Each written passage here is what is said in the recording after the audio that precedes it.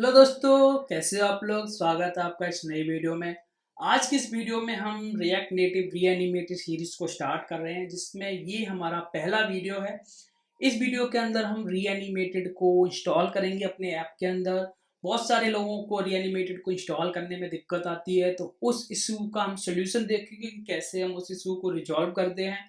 ठीक है, रीएनिमेटेड के कुछ हम बेसिक्स इस वीडियो के अंदर देखने वाले हैं कि किस तरीके से हम इम्प्लीमेंट कर सकते हैं, और कुछ हम कंपेरिजन्स देखेंगे एनिमेटेड के साथ, क्योंकि अगर हम कंपेरिजन करें तो थोड़ा हमें समझने में आसानी हो जाएगी रीएनिमेटेड को कि क्या कॉमन चीज़ें हैं जो हम एनिमेटेड के अंदर भी कर रहे थे, और वैसी ही सेम चीज़ हमें इसके अंदर भी करनी है और हमारा एनिमेशन ऐड हो जाएगा। ठीक है, तो फिर वीडियो को पूरा देखना। वीडियो काफ़ी यूजफुल होगा बिगिनर्स के लिए। जो लोग कभी एनिमेशन नहीं किए हैं उन लोगों के लिए ये बहुत ज़्यादा यूजफुल है। और स्टार्ट करते हैं।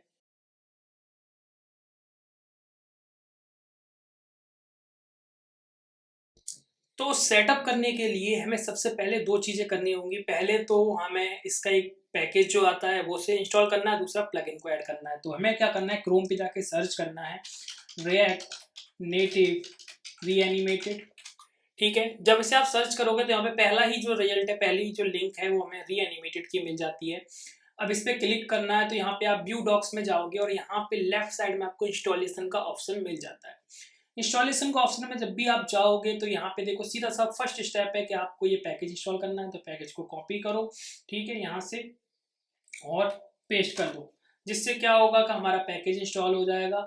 अब जैसे ही पैकेज इंस्टॉल होगा, इन्होंने एक बेबिल का क्या दे रखा है, प्लगइन, इसको हमें अपनी बेबिल कॉन्फ़िग वाली फाइल के अंदर डालना होगा, तभी ये काम करता है। तो इस प्लगइन वाले कोड को कॉपी करो, और जैसे इंस्टॉल हो जाता है, इंस्टॉल होने के बाद अपने प्रोजेक्ट को ओपन करो। वहाँ पे आप देखोगे जो आपकी प्रोजेक्ट की डायरेक्टरी है, यहाँ पे लेफ्ट साइड में आप देखोगे babel.config.js नाम की आपकी फाइल मिल जाती है। तो यहाँ पे जाके आपको इस प्रीसेट्स के नीचे जाके यहाँ पे आपको इस तरीके से पेस्ट करना है, और ये थ्री डॉट्स को हटा के हमें कर देना है सेव। अच्छे से इसको सेव कर लो, क्योंकि यहाँ पे जो दिक्कत आती है वो कैसे की आती है, जब भी हम दोबारा से इंस्टॉल करते हैं तो कैसे की वजह से हमारे एरर्स आने लग जाते हैं, और वही मेन इशू होता है रीएनिमेटेड को इंस्टॉल करने में।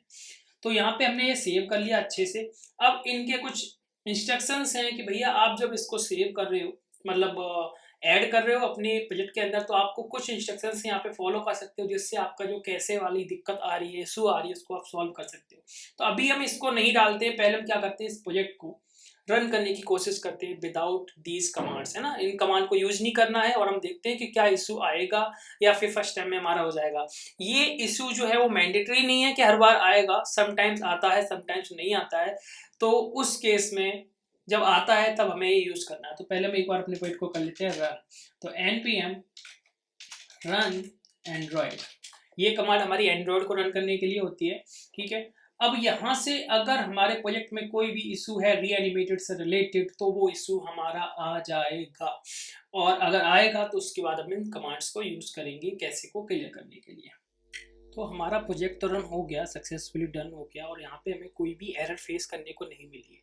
अगर हमें एरर फेस करने को मिलती तो यान स्टार्ट रीसेट कैसे, ये कमांड डालनी होती, और हमें क्या करना होता, अपने कैसे को जो भी हमारे सिस्टम के अंदर आप कैसे को क्लियर करते कोड के अंदर से, और उसके बाद हम फिर से अपने ऐप को रन कर सकते थे, और इजी हो जाता है। तो ये कमांड्स डेफिनेटली बहुत ज़्यादा यूजफुल है अगर आपको इशू आ रहा है रीएनिमेटेड के अंदर तो। ठीक है, फिलहाल हमें नहीं आया तो हम इसका यूज नहीं कर रहे हैं और हम आगे बढ़ रहे हैं। तो जब हमारा रीएनिमेटेड इंस्टॉल हो जाता है तो हमें क्या करना है, अपने प्रोजेक्ट के अंदर चलना है, और यहाँ जाके जो भी हमारा app.tsx है, ठीक है, इसको सबसे पहले हटाते हैं और rnf करके सिंपल सा कोड लिखते हैं, और इस tsx को js में हम कन्वर्ट कर देते हैं। अब हमारा जब ऐप रन हो गया तो अब हम देखेंगे कि हम कैसे एनिमेट करेंगे। उससे पहले हमें समझना होगा कि हम क्या क्या चीज़ें यूज़ करने वाले हैं। तो फर्स्ट स्टेप हमारा जो है स्टेप 1, कि भाई जैसा हम एनिमेटेड के अंदर हमें एक एनिमेशन का रेफरेंस चाहिए होता था, वो यहाँ पे भी हम बनाएंगे। वहाँ पे हम रेफरेंस बनाते थे एनिमेटेड डॉट वैल्यू का यूज़ करके, यहाँ पे हम बनाने वाले यूज शेयर्ड वैल्यू का यूज़ करके। बट अगर हम प्रोसीजर माने तो सेम है कि हमें एक एनिमेशन का रेफरेंस बनाना है, तो क्रिएट रेफरेंस। ठीक है, सेकंड स्टेप क्या होता है कि वहाँ पे हमें एनिमेशन स्टार्ट करना पड़ता था डॉट स्टार्ट नाम के फंक्शन से। जब भी एनिमेटेड डॉट टाइमिंग यूज़ कर रहे हैं, एनिमेटेड डॉट स्प्रिंग यूज़ कर रहे हैं, तो वहाँ पे हमें डॉट स्टार्ट करके ही हम स्टार्ट कर सकते थे, यहाँ पे ऐसा नहीं है। यहाँ पे हम जब भी एनिमेशन डॉट वैल्यू को चेंज करेंगे, जो यहाँ पे आपने रेफरेंस बनाया है, जैसे मान लो एनिमेशन, इसका नाम हमने रेफरेंस का नाम रख दिया एनिमेशन, ठीक है, जैसे वहाँ पे रख रहे थे। तो अब आपको क्या करना होगा, इस वैल्यू को चेंज करना होगा। जब आप इस वैल्यू को चेंज करोगे तो हमारा एनिमेशन होगा, मतलब चालू हो जाएगा। अब कैसे होगा कि जैसे मान लो हमने एनिमेशन नाम रखा, तो हमें क्या करना होगा, एनिमेशन डॉट वैल्यू को हमें जो भी वैल्यू देनी हो, 10, 100, जो भी देना हो वो दे सकते हैं।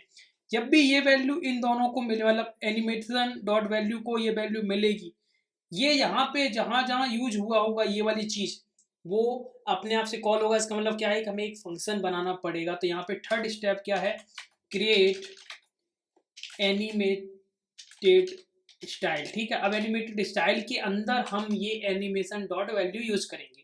तो यहाँ पे एनिमेटेड स्टाइल कैसे यूज करते हैं, इसके लिए भी एक हुक है जिसे हम बोलते हैं यूज एनिमेटेड स्टाइल, ठीक है।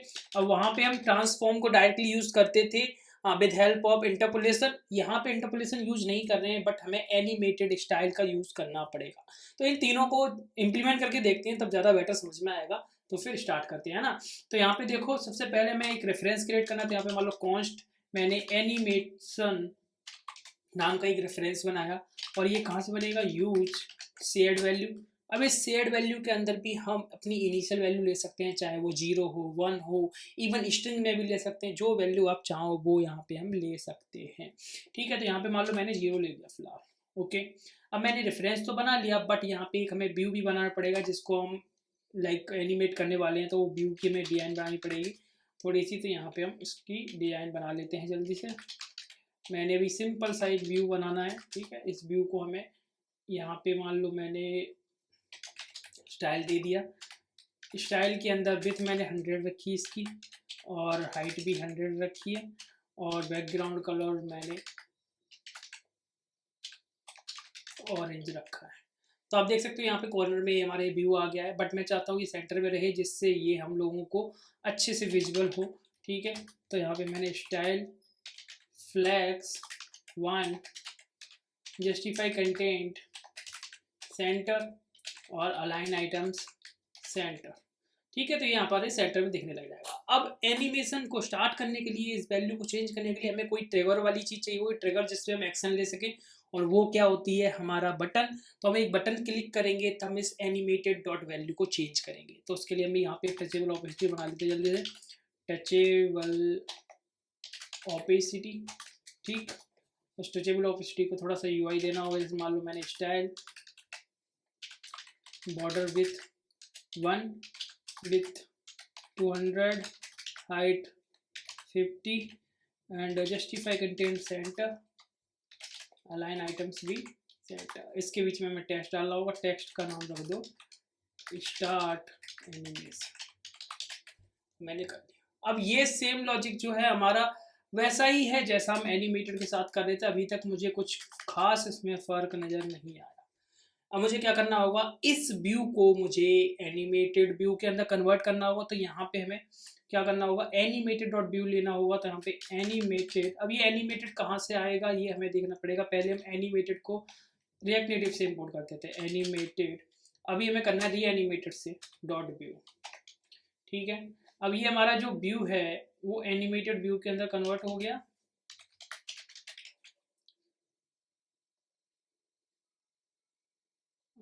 कुछ गड़बड़ हुई, अच्छा डबल आ गया, ठीक है। और इसको मैंने सेव कर दिया।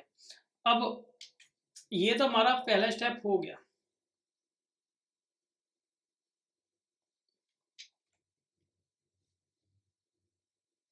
Animated dot view, animated view, ठीक है ना। एक बार रिलोड करना पड़ेगा, ठीक है। अब जब हमारा व्यू जो है वो नॉर्मल व्यू से हमारे एनिमेटेड व्यू में कन्वर्ट हो गया, अब मुझे क्या करना होगा, इसके अंदर ट्रांसफॉर्म वगैरह एनिमेशन लगानी होगी। तो एनिमेशन लगाने के लिए मैंने बताया था कि हमें इस रेफरेंस का यूज़ करना पड़ता है। इस रेफरेंस की वैल्यू को हमें चेंज करना पड़ेगा जो इसके अंदर आ रही है। अभी स्टार्टिंग में इस रेफरेंस के अंदर जो वैल्यू आ रही है वो क्या आ रही है, 0 आ रही है।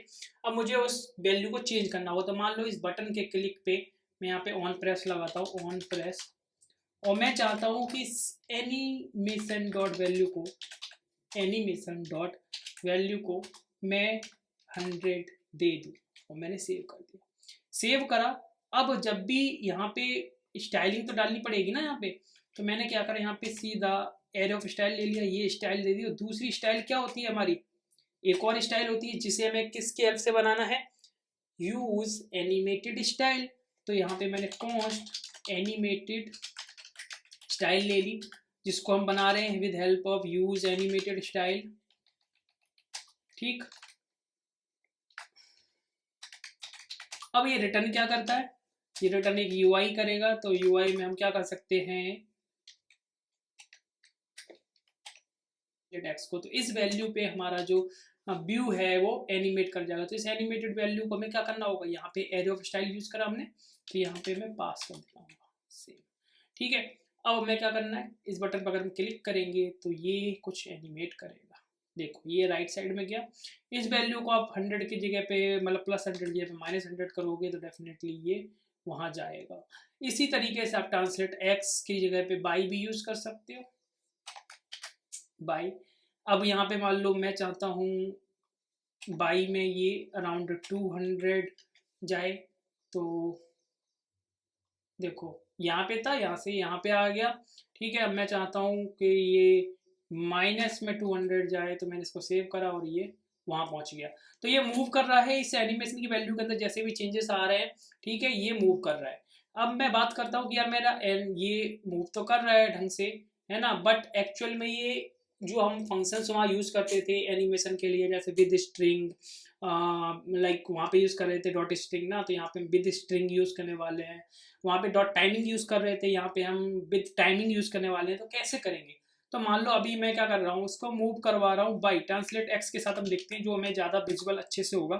तो ट्रांसलेट एक्स के अंदर मैं जो वैल्यू यूज़ कर रहा हूँ, ये वैल्यू, ठीक है, इस वैल्यू में मुझे क्या पास करना होगा, विद स्प्रिंग। और इसके अंदर जो भी वैल्यू पास करना चाहो, मान लो मैंने 100 पास किया। ठीक है, मैंने सेव कर दिया। अब जब मैंने सेव किया तो ये कौन सा इफेक्ट आएगा, स्प्रिंग इफेक्ट आएगा। तो देखोगे आप, जब मैं इसको ला रहा हूँ तो ये विद स्प्रिंग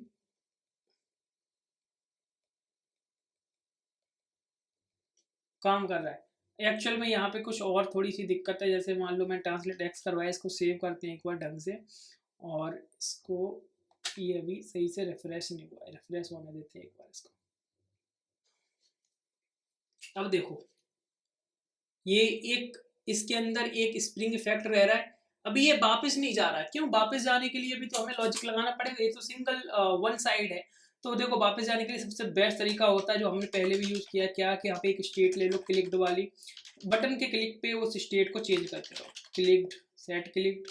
ठीक है, और यूज स्टेट इसके अंदर फॉल्स डाल दो।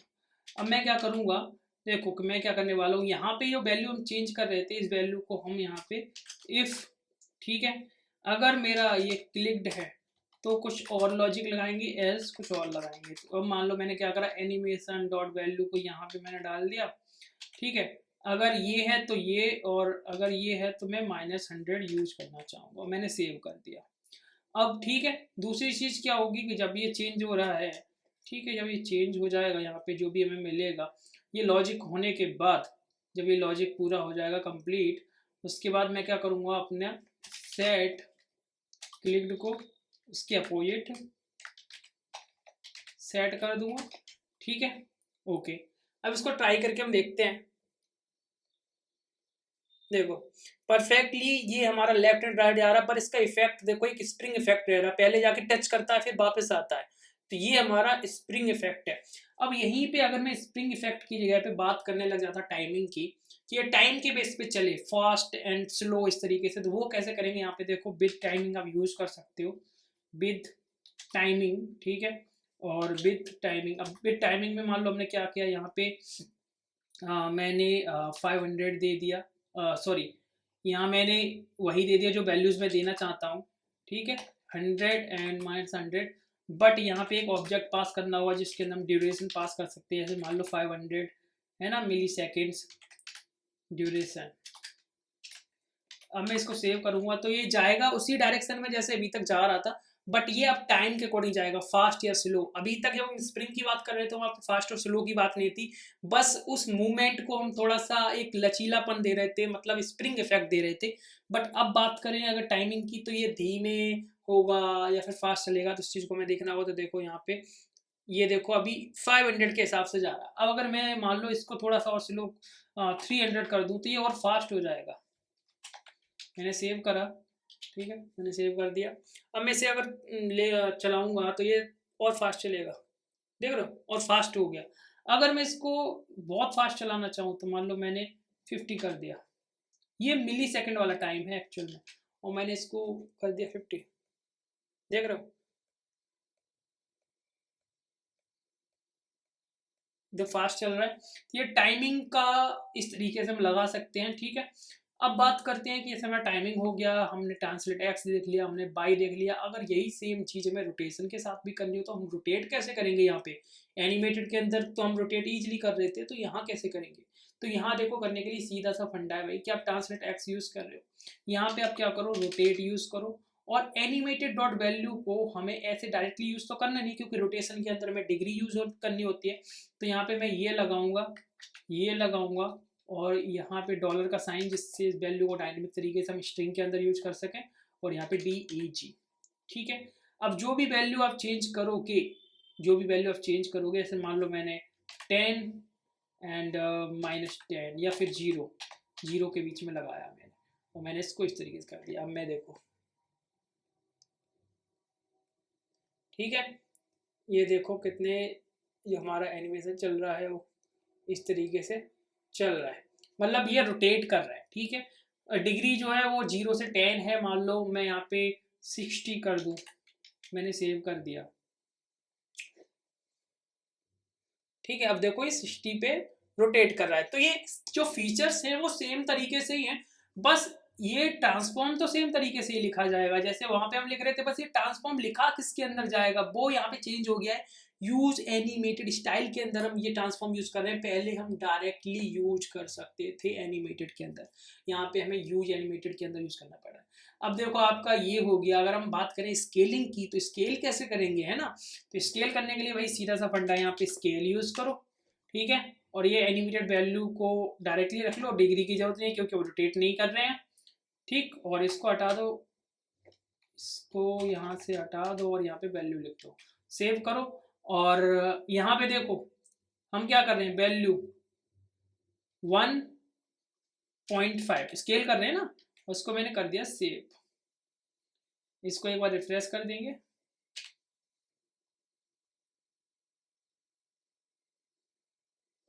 थोड़ा सा टाइम लगेगा रिफ्रेश में।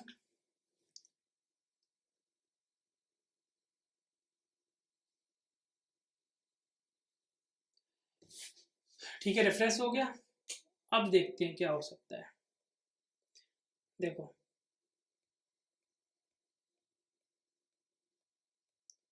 अब स्टार्टिंग में यहाँ पे देखो हमने एनिमेशन वैल्यू ना 0 पास कर रखी है। 0 की यहाँ पे अगर आप मान लो स्टार्टिंग में 1 पास करोगे, ठीक है।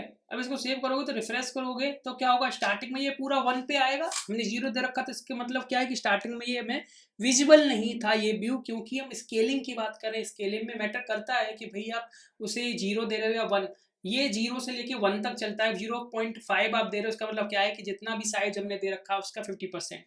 तो यहाँ पे देखो अब ये परफेक्टली इस तरीके से काम करेगा। अगर मैं इसको मान लो अभी हम टाइमिंग यूज कर रहे हैं, अगर मैं इसको थोड़ा सा स्प्रिंग के साथ यूज करना चाहूँ तो यहाँ पे विद स्प्रिंग यूज करेंगे, और ये ऑब्जेक्ट को आप एम्प्टी कर सकते हो क्योंकि स्प्रिंग के अंदर हम ड्यूरेशन यूज नहीं करते हैं। तो यहाँ पे इसे एम्प्टी करेंगे और सेव करेंगे। सेव करने के बाद अगर हम इसको ट्राई करते हैं तो यहाँ पे अब देखो एक एनिमेशन आ रहा है, इफेक्ट आ रहा है स्प्रिंग का इफेक्ट,